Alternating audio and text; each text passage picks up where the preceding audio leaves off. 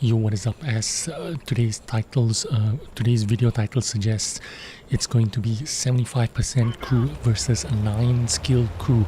This is going to be interesting. You're going to learn a little bit about some skills today, and we're going to do it in the Hellcat. First up, we have the Hellcat with the 9 skilled crew.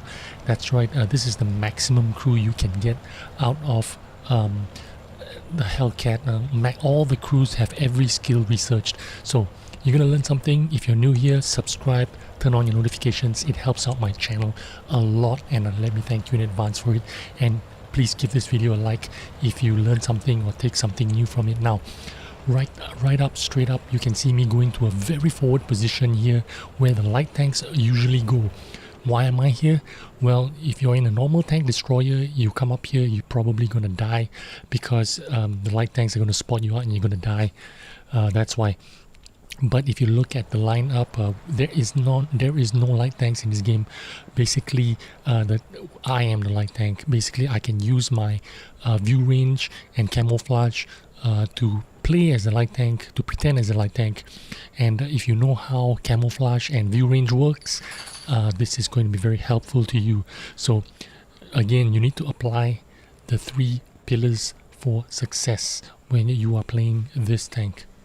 Stealth, vision, mobility. Now this tank has plenty of stealth, plenty of vision, and a little bit less mobility. Now, as it stands right now, this Hellcat has something like 474 meters of view range with 44% camouflage rating, near 44.5% camouflage rating.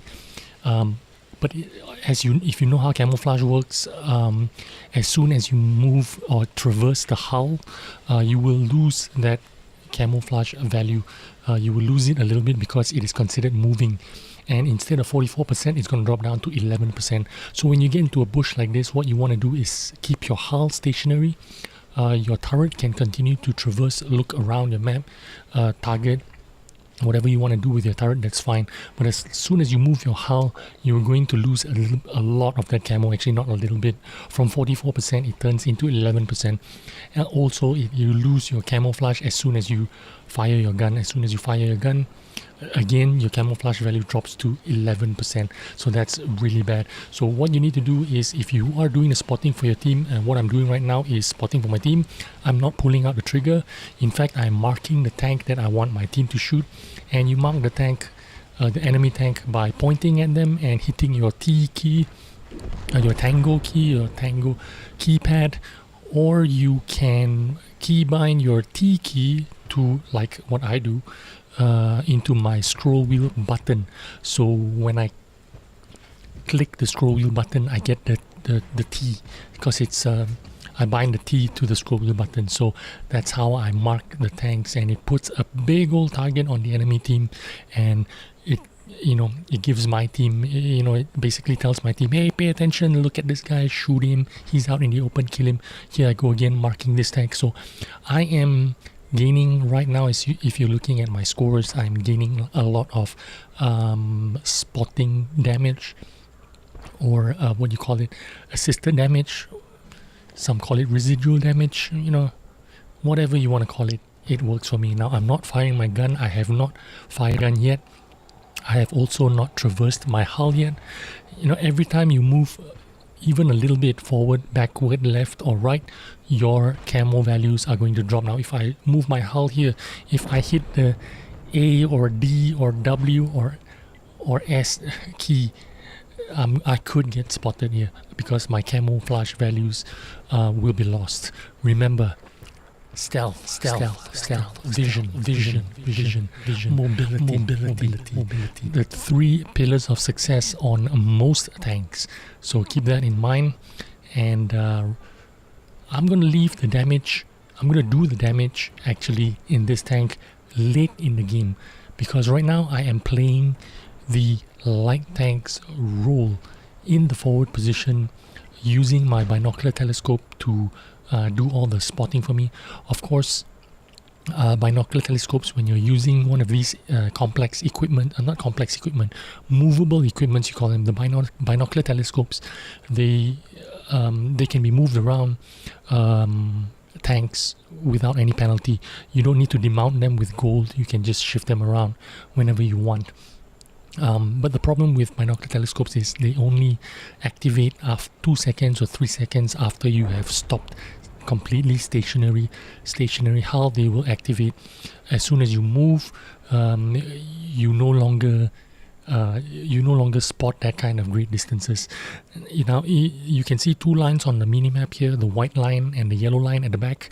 The white line is my maximum render range, or my maximum spotting range, which means that's the furthest I can see, that's the furthest I can spot with binocular with this tank, 445 meters. The yellow line is the maximum render range. Anything inside the yellow line I can see. Anything outside the yellow line, even if they are spotted by some other member of my teammate, I would not be able to see them because that's the render range. Outside the yellow line is beyond my render range. Now, if you look at the scores, if you're looking at the scores, I am racking up all this assisted damage, spotting damage, and I've only fired 1 time at that tank that was spotted me, and now I'm spotted. But I've decided not to run away. I might as well make sure I'm fully aimed and finish off that guy, because that guy was a one-shotter. Now I'm serpentining, running around left, right, wiggle. Why? Because there are a couple of dangerous tanks that haven't been spotted yet. If you look at the enemy name, the team sheet, there are 4 tanks that have not been spotted yet. Of course, 3 of them are the artillery, but one of them is a dangerous tank. So when they're not spotted, you need to be really careful about what you're doing here. And I wish my artillery pieces have moved, but it's too late for them now.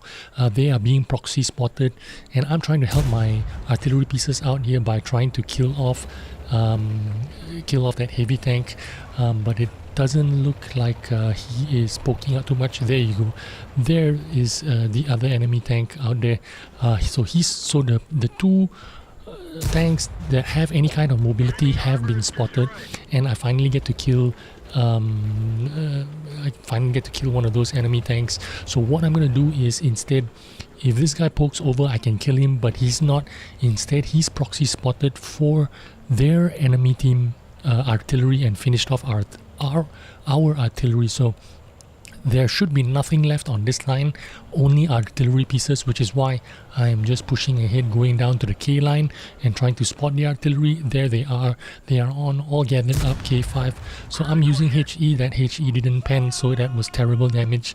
But well, what can you do? It happens. Sometimes you hit the tracks and it doesn't do the full HE potential damage, but I still managed to finish them off. So what I'm going to do is just finish off these 3 guys. So these 3 guys no longer pose a threat to me. Of course, artillery, every time they land on an open top tank like a Hellcat, it's just bad news, big trouble, a lot of damage. I could easily die. So getting rid of them is a good thing. They don't have enough time to cap because he's alone, and besides, I have a tier 5 RBFM out there to help out on the 1-2 line, which he stayed there and overlooked the cap, and he stopped that guy from progressing any further, and that was the game. Easy. When you have 9 skills, man, this game is so easy. You can be really aggressive, especially if you're in top tier.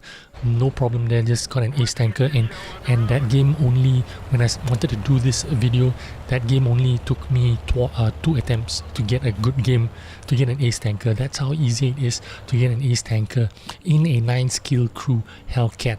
Of course, you don't get this map all the time, but you know, when it works out for you, it works out for you. And now here we are on the opposite side of the map, in a Hellcat, this time with a 75% crew. And what I'm trying to do is try to HE this tree so that it drops onto the side and provides me some cover, but I picked up the wrong tree. This is the correct tree. You hit the left side of it, HE explosion, boom, the tree falls down, and that provides you some cover. Now remember, I don't have 6th sense. Now if you look at the minimap, you can see my spotting potential there. The green line is my spotting, my current spotting potential right now in this tank, even with binocular telescopes, I can only get it up to 437 meters. That is even less than the 445 maximum that I can get out of this tank or any tank, the maximum spotting range. So I can't even reach maximum spotting potential with binocular telescopes when you're running a 75% crew.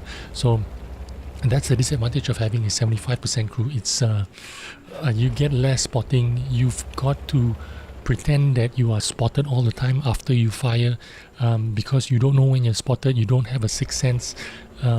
It's really difficult to play. So I cannot, even though I'm top tier in this game, just like in last game, I cannot be aggressive as I want to be in the other tank. Now the difference between these two tanks in terms of performance is actually very minuscule. In fact, the reload time on the 9 skill Hellcat is 7.61 seconds, and on this 75% crew is only 7.79. So the difference is very minuscule. The aim time is 1.58 on this 75% crew. On the 9 skill crew is 1.54. So it's very minuscule in terms of the performance of the gun, the aiming time, and mobility. Yes, the mobility, it is slightly sluggish. It doesn't wiggle very well. You see there, no sixth sense. That's the problem. Someone spotted me, so I took a little bit of damage there.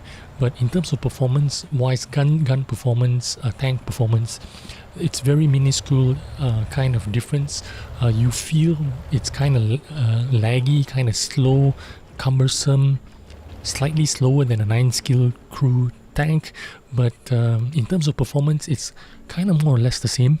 What the big difference is the camouflage values, the view range. That is a huge difference, because the view range completely reduced to 437 maximum view range, and the concealment values from 45% on the 9 skill crew. Right now I only have 25% at best stationary. So stationary camouflage is terrible when you do not have camouflage skills on your crew. Now right now I'm hiding, using this ridge to hide behind, because you see someone is there waiting to spot me. Every time I poke over, someone spotted me, which is why this artillery tried to focus me down. Now if he hit me directly, I could have been dead. I could have been one-shotted. Very easily could have died there. But here is another one of those disadvantages. You see me aiming, taking a fraction bit more time to completely 100% fully aim that shot. So that's the difference there, and that's what makes a 9 skill and a 75% crew so much difference. I do land that shot down there, but you can see how, you know, it's times like this when with the critical times, when those aimed shots matter a lot. That's when you feel the difference between a 75% and a 9 skill crew. It's those crucial moments when you are aiming, when you are relying on an accurate shot, when you're relying on a shot that is going to pen, that is going to hit reliably. That's when you're going to feel this my minuscule difference between a 9 skill and a 75% skill crew. Now also you need to take into account, when you're doing this in a tier 6 tank, it is less impactful. It is not as difficult as it is if you were doing this in a tier 7, tier 8 tank, which is a lot more different, you know. In a tank destroyer, where you're most of the time you're spending at the back of the map sniping from a distance, yes, playing with a 75% skill and a 9 skill crew, very little difference. Well, there is a lot of difference, but what I mean is, in terms of performance, you can still get the kind of damage output that you're used to with a 9 skill crew. Like for instance, this game, I still do about 1800 damage, about the same as I did in the first game, which was an ace tanker, also also 1800 damage. The same amount of damage. Let's compare the scores. In fact, the game is over, so let's take a look at the scores. You can see the difference here. In terms of damage, it is the same, but in terms of XP, look at how much XP I get out of the Ace Tanker game. Why? Because I got a lot of kills, number one, and two, I was so far forward, I could get that assisted damage, residual damage, whatever you want to call it, and that added up to the Ace Tanker game. And look at all the badges I got there: Top Gun, Petrol, blah blah blah, High Caliber. And in this game I only got the High Caliber and a second class. So that is the difference between 9 skill and 75% skill. Yes, you can still achieve the same, almost the same kind of damage output, but you lose a lot in terms of your crew skill, being able to spot, being able to have sixth sense, and basically you earn a lot less XP because you're not maximizing your spotting potential, your residual damage potential, right? So you get a lot less XP. As you can see, my Ace Tanker game, a lot of XP, a lot of free XP you get out of that game. So if you're grinding without a good crew, your grind is going to be a lot longer because you're earning a lot less XP than you would with a 3, 4, 5, or in this case a 9 skill crew. So I hope you learned something from this video and took something from it. Give it a like if you have, and let me thank you in advance for it, and I will see you on the next video. Bye bye.